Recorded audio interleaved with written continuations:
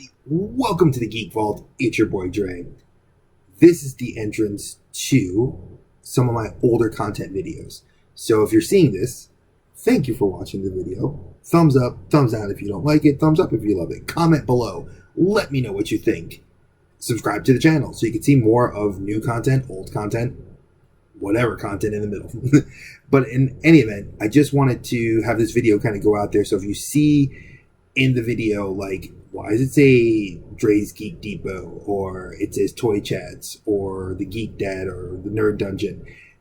These are older videos that I did years ago, last year, or a few months ago, and I wanted to rebrand them under this channel, but it would be a lot of work just to re-edit everything out. So I'm just editing this video in so you guys can see, hey, it's me, and it's the Geek Depot, or not the Geek Depot, duh. It's the Geek Vault. And eventually, like I said, when I started this channel, if you watch that first video, it tells you what I was doing about rebranding. But eventually, at some point, I'll make a video explaining the whole thing. So thank you for coming, for watching this video, and I hope you enjoy the content. Stay geeky, y'all. Peace. Hey everybody, welcome to Diary of a Geek Dad.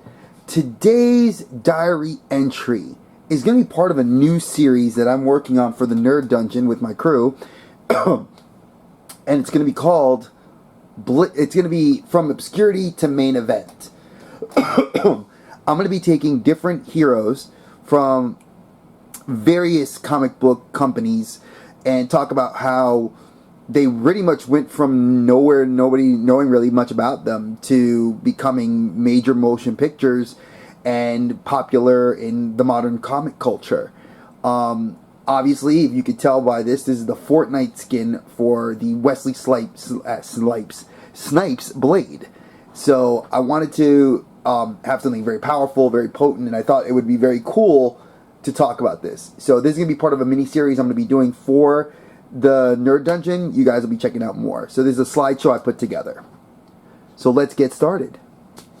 So this is his origin story. As you can see on this slide, it shows Blade in some green pants, some very cool looking afro, green glasses, and a red jacket. Looks like he's ready to go save this girl who's been kidnapped by Dracula. It says, "Drop that girl, Dracula, or this wooden knife will finish you off forever. Maybe you're hot stuff back in Transylvania, but nobody messes around with Blade, the Vampire Slayer." That's what the covers of this Marvel comic that came out in 1973. Now, this actually is part of the Tomb of Dracula series that Marvel Comics did. This was done by several cover artists. It's Gil Kane, Tom Palmer, and Gaspar Saladino were the cover artists, and then Marv Wolfman was the writer. Now, Marv Wolfman is actually quite famous because he, at the time, and up until present, had been working on Captain America, Black Cat, Blade, Daredevil, Amazing Spider-Man, and Fantastic Four. Now, this is the origin story. Now, remember, a lot of things get retconned when we look at Blade in the movies. Now, obviously, we see him here. It's like, this is still a picture from the 1970s Tomb of Dracula series. It says, "They call me Blade. Blade, the vampire killer." Now, the story of Blade, we know, took place in New York. Here, and it was in America, here in the Marvel Comics, he was actually born in London in 1922 by the name of Eric Brooks. His father's name was Lucas Cross, a member of a secret society of the Order of Tirana, and he had sent his wife, who was a prisoner in Latveria, who we all know who was the leader of Latveria, and she ended up taking the name Vanessa Brooks and found shelter in a brothel, of all places. Now, we kind of hinted by a lot of what Deacon Frost said in the original movie, where he said, like, your mother was a whore, and I know he didn't say it in that many words, but we kind of get that idea. Excuse me. Now, Deacon Frost is actually still mentioning this, and he was a ravenous vampire that actually tainted the blood. We keep true to the story. But I love how they actually called it on the Marvel website where it was, I usually had to go through Marvel.com and dig up a little bit of history on this, and they called it the vampire's kiss, the embrace. That's what they always called it when vampires would turn a human. And that somehow, excuse me, the enzymes tainted the baby to make a half-human Damphir. Now, what's interesting is that he was raised in a brothel. His mother kind of goes away. And, excuse me, he ends up running into an American while in London who he tried to rob, named Jamal Afari. I think that's a cool name, by the way. And saved him from being killed by vampires that were actually mad at the Order of Tirana.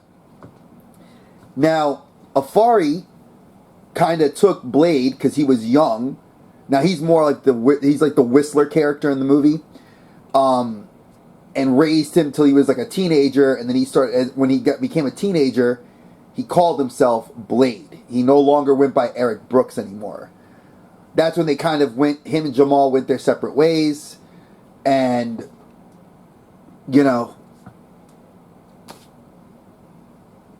that's it. And that's kind of where the story leads. Now, it kind of goes into these several branches that I could go into. And there was a website that I cannot remember the name of it, that actually went through all the several different story arcs from the 70s all the way up until the present day. But I just kind of wanted to give a little bit of background knowledge. Let's talk about the movies. Now, I clearly remember seeing Blade in 1998. I was in college. I was a sophomore. And then we had Blade 2 in March 2002. I was a super junior. No, I was a super senior, sorry, because I graduated in May of 2003. And then Blade Trinity came out a year later. Now, we all know Blade 1 was his revenge in the background story we get for Deacon Frost. Blade 2, which was with Donnie Yen and Norman Reedus, we kind of got reintroduced a little bit to a different kind of ideology behind the different vampire houses. And then in Trinity, they fight Dominic Purcell with Triple H, Ryan Reynolds, and Jessica Biel. Now, David Goyer directed all these movies. It's the first time I actually looked up, and I know Goyer is like not the greatest of directors. I've seen a lot of the stuff that he's done, and mind you, this was all New Line Cinema. So when you're watching these movies, I mean, these are kind of like the early, versions of what we ended up getting. And it's a question I'm going to ask at the end of the video. It's on the last slide, but do you consider Blade, I want this kind of go in your heads right now, do you think Blade was the first black superhero we got in what we now would call the MCU? Just think about that. Now, as I said, he was on television? Yes, folks. Oh, God. It was... I say this because a lot of people don't remember that Blade was on Spike TV, the now defunct cable network. Spike TV did a lot. It had a lot of wrestling. It did TNA Impact. It actually did ECW. It had done Ring of Honor for a while, and even did WWE when they tried to buy their spot on the network. Now, obviously, this story is completely different. It is like a very weirdly different story. It was only 13 episodes, and the story kind of starts with our boy, Sticky Fingers, as Blade, and he's the background character. Like, to me, I felt like he was always even though he's the main lead, he wasn't. The girl Chris the Star, who is I felt like she was the protagonist. She returns from military service in Iraq to learn that her brother had died. He's murdered. She follows an investigation and finds out that her brother was actually a familiar. Now, we remember the familiars that had been all through the Goyer movies, Blade 1 through 3. So we had already been exposed to the different houses, marking humans, that they would basically feed on till they chose to turn them. Now, Krista goes on this kind of vigilante quest to go against the house of Kaitan. that doesn't really work. But there's a guy that's a high-ranking vampire within the House of Kaitan that is named Marcus, and he falls in love with Krista and tries to turn her. But when he tries to, Blade saves her, and they go on like this quest to basically try to get revenge on the House of Kaitan. Now, the show was very poorly done. I am sorry to say that as much as I loved Spike TV for trying to take a shot at doing something very different, you had Geoff Jones. Geoff Jones! Green Lantern, folks! Justice League! Geoff Jones is like one of the best comic book writers like on the planet. And I was like, wow, you did this show? Like, can we say you didn't? But for a lot of people, there's a lot of young people now that are looking at Marshala Ali and Snipes and not really knowing that this was one of the things that was around. Now, back to the comic book world. Blade kind of bounced around from 2006 in obscurity and kind of just, dare I say, he kind of had his own little one-shot miniseries throughout the comic book world. But it wasn't till Avengers Strike Force, and that was a relatively recent comic book. It came out the end of 2019, early 2020, where they had the War of the Realms, where Blade actually joined the Avengers with Ghost Rider, and like the Midnight Suns basically became superheroes. Now, obviously, the Ghost Rider that we got in the Avengers was not the same Ghost Rider we had as in Danny Ketch. We ended up getting Roberto Ramirez. Now, there's also a reason why Blade ended up helping, because he knew that vampires were no longer the biggest threat, the aliens were coming to Earth, the Skrull were coming, and he had to work with a bunch of heroes. And he did. And eventually, we ended up having the Venom saga with Null, and that ended up where Blade actually went and requested help from the vampire nations, saying, if you're not going to help me, humans aren't going to be around, symbiotes are going to run rampant, and they're going to kill you guys. Blade eventually kind of negotiates a truce between the vampire nation and the United Nations, which I thought was interesting, because the vampires eventually set up inside of the Chernobyl exclusion zone. Now, Chernobyl, obviously, nowadays, a lot of people know it as the nuclear holocaust that happened in Russia. A nuclear silo went off in like the late 80s, and basically has been contained, but nobody can live there. Tons of fallout, cancer, lots of mutations. Several YouTubers have gone there to look at the abandoned places there. Now, what brought me to do this is twofold. Recently, earlier, I would say the end of last year into this year, there began what was called the Heroes Reborn arc. Now, I had no idea what this really was, but it was interesting because the Heroes Reborn arc actually focuses on an alternate universe that we still don't know who created it and why they did it, but where Squadron Supreme basically were the Avengers, and all the Avengers were scattered. Tony Stark never became Iron Man. Captain America was still frozen in ice. Hulk was locked up in jail. Thor was an alcoholic. I don't know if that's really much of a difference for Thor. But Black Panther stood in Wakanda, and nobody really understood what was going on. Even so, in this alternate universe, Blade still stood as Blade. Blade was the only Avenger to realize that the world had gone crazy around him, and that he had to do one thing, which is reform the Avengers and find out what the heck was going on. Even his alternate reality self was a criminal from England, which is a kickback to his old story, as if he had never found Jamal in the 70s, that he would have been raised as a criminal on the streets as a vampire, and he fought Nighthawk. Now, Nighthawk was a kind of combination, if we took Batman and Falcon and basically made them.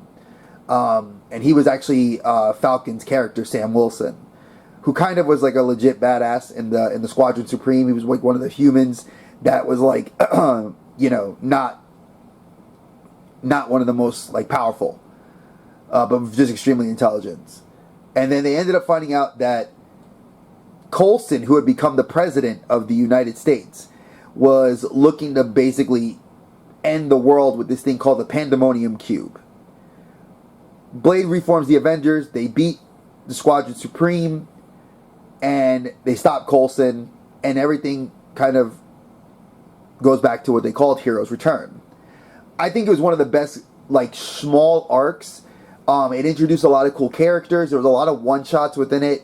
I thought it was very cool to see Blade lead the forefront again, and following up on his popularity from 2018 into 2019 with the War of the Realms, then going into 2020 into this year 21 with Heroes Reborn and then Heroes Return. I thought it was a solid thing for his character. Now, we know back in July of 2019, I think I found out around my birthday, that Mahershala Ali, who is a Academy Award-winning actor, is going to be the lead for Blade. He is Blade himself. And actually, for a lot of people that didn't know, he won the Oscar for Best Supporting Actor, which is a huge thing when you think of as minority actors, because Cuba Gooding Jr., Morgan Freeman, Sidney Poitier, all won for their in that Best Supporting Actor category, and he won it for The Green Book, which is a very good movie. And he was actually on a show called Moonlight on CBS, which is about vampires. So I thought that was another cool thing that they brought him onto the show to work. Now, Mahershala Ali's done other stuff. He's been in hero movies. He was in Battle Angel Alita. So he's definitely going to be cool to see. Now, they're still negotiating on the Bassam Tariq to direct. I don't know if that's going to happen or not. There's a lot of hearsay. They did say that due to the COOF, which is, we all know, the lovely C-19 virus, and pandemic problems, they were delayed. And it was supposed to be filming last month, and it was now pushed to next year, July, which is going to give us a 2023 release date.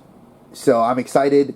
I'm really looking forward to see him kind of get teased into the MCU, especially with Morbius coming out. So I'm hoping that he gets like to dip his toe into being the character Blade.